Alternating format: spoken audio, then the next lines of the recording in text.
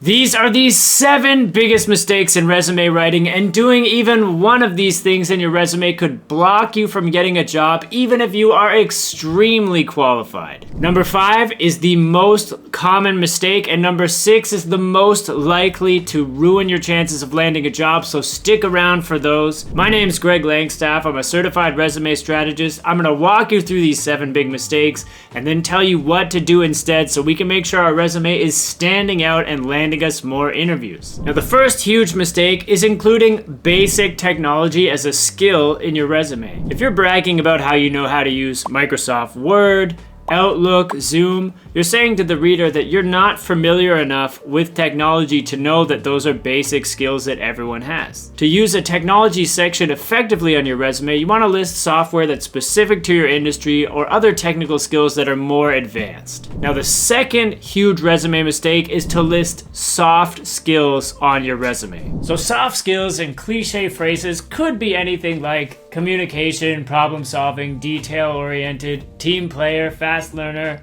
highly motivated, seasoned. These are just non-value added words because anyone and everyone is going to throw them into the resume and it doesn't really mean anything. And seasoned also makes us look old.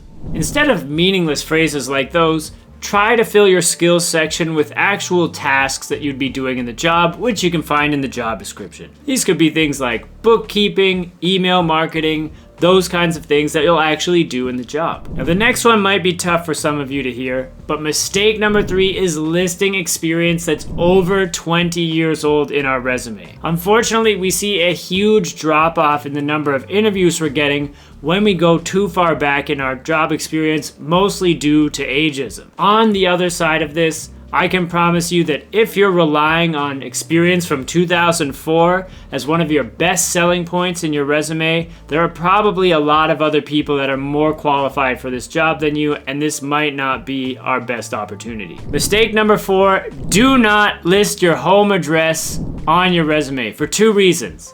1, this is a very old-fashioned practice. They don't need that information yet. They're not going to mail you anything about coming in for an interview. And number 2, they will Google Street View your house. We don't want that. That is creepy and weird. So at this point, just list your city and state, and that's all we need. Now, mistake number 5, which is the most common. We do not want to start our resume or our CV with our experience. When a hiring manager is looking at our resume, they're only spending about 5 to 10 seconds deciding if we're worth reading more about or if they're going to throw us in the trash. So we need to start our resume strong with some professional branding. So I recommend starting with a little title like this to immediately show them who we are and what we bring to the table. Then you're going to want to include, of course, a professional summary. Here's an example of what that might look like, and I've linked to a video I created down below in the description on how to create your own professional summary based on your skills.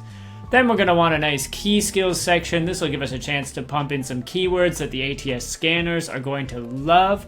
I have a video on how to keyword optimize your resume, which I've put above here. And once you have these 3 pieces in place, you are good to go to dive into the experience section. By the way, if you want a beautiful resume template like this, I've linked down below to all the templates I've created. They are all fantastic. I'd highly recommend you check those out. Now, the 6th big resume mistake, as I mentioned earlier, is probably the most damaging one you could make.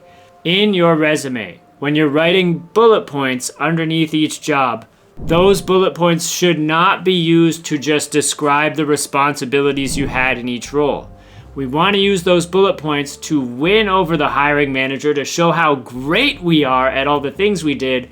So those bullet points should be used for our best accomplishments only. For example, on the left here, we have an old-fashioned bullet point that doesn't really give us much information. Now on the right, we have what I call a badass bullet point. This contains 3 key pieces. We have an action verb here, we have some nice specific detail here, and we have a result which proves that when we did this task, we killed it and it went really well for our employer. Big resume mistake number 7, this one should be pretty easy to avoid. Do not say references available upon request in your resume. It's just old-fashioned. Now, to make writing your resume 10 times faster and easier, check out my mega resume and cover letter bundle. It's got all my best templates, sample resumes, sample cover letters, pre-written content that you can copy and paste straight into your resume. I've linked to that down below in the description. And if you want some more help with resume writing, check out my free resume writing course here on YouTube.